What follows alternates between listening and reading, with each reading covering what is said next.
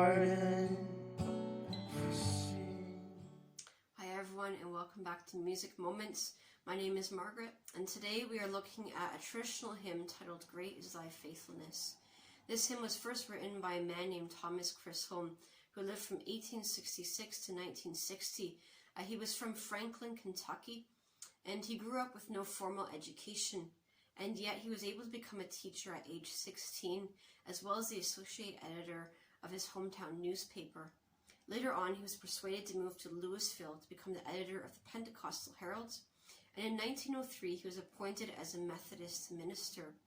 Now, unfortunately, Chisholm suffered with a lot of health problems, and so his time as a minister was very short before moving to Indiana, where he was able to recover. And then he went into New Jersey and he settled to sell insurance until his retirement. By the time of his retirement, Chisholm had written more than 1,200 poems, and 800 of those were published. They often appeared in religious periodicals such as Sunday School Times, Moody Monthly, and Alliance Weekly, and many of those poems were set to music. A man named Kenneth Osbeck is the one who provides the tune for Great is Thy Faithfulness, and this hymn was first written in 1923. It was published in Osbeck's private song pamphlets, and then later on George Beverly Shea, who was the singer of the Billy Graham Crusades, found the hymn and took it with him to Britain, where it became popular. This hymn, when he looked back at it, Chisholm stated, was written based on God's unfailing faithfulness in his own life. Because Chisholm suffered with a lot of ill health, he struggled with work, and yet God continued to provide for him and his family in different ways. And for that, Chisholm was immensely grateful. The chorus of the hymn is based off of Lamentations chapter 3, verses 22, which says, "The steadfast love of the Lord never ceases. His mercies never come to an end. They are new every morning. Great is your faithfulness." This hymn really is a testimony to God's faithfulness for Chisholm, but for everyone who trusts in the Lord. This hymn, I personally find great comfort in it. And when we look at the world and we look at our own lives and how many times things change, it's a great comfort to be reminded that God never changes. He is steadfast.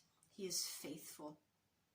As the hymn says in verse 1, "Great is thy faithfulness, O God, my Father. There is no shadow of turning with thee. Thou changest not, thy compassions they fail not.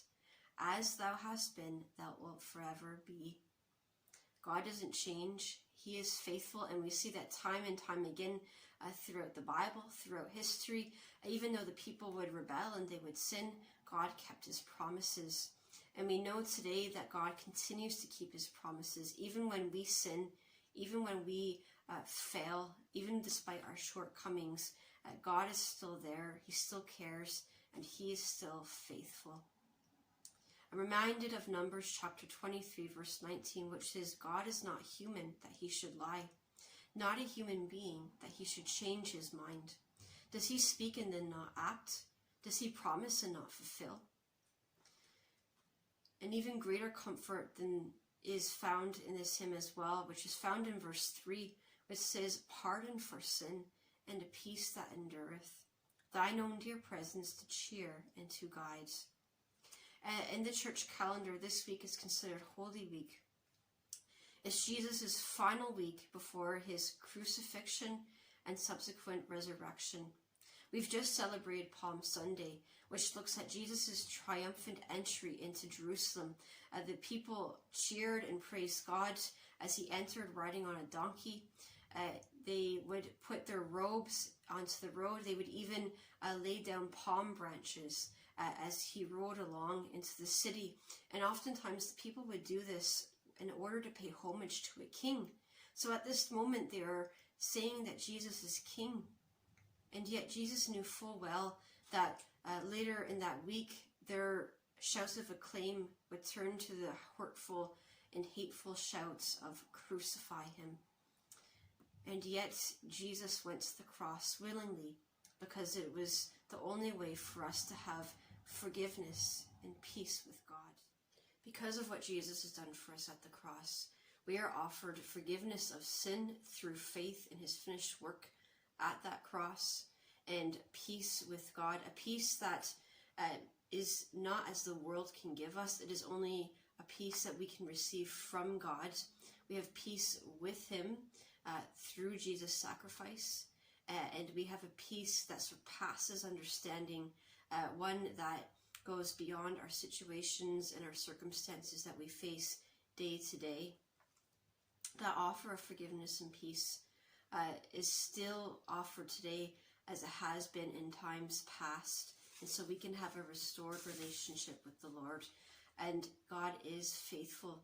As 1 John 1:9 says, if we confess our sins, he is faithful and just and will forgive us our sins and purify us from all unrighteousness. So no matter where we are or what is happening, we can come to the Lord and we can have forgiveness of sin. And our relationship with God doesn't just stop at the cross, but it's one that continues on throughout our lives as we walk with him by faith and as we grow in our relationship with him. We receive peace with God through faith in Jesus, and we have a peace that continues on throughout our lives because we know that everything is in his hands. And when all is said and done, our eternity is with God in heaven, and in him we have victory over sin and death. So whatever we are going through right now, may we continue to seek the Lord, find comfort and hope that we need to keep going, and hold firm to the faith that we profess, knowing that God is faithful in everything. Thank you much for listening. I hope you have a great week. Take care.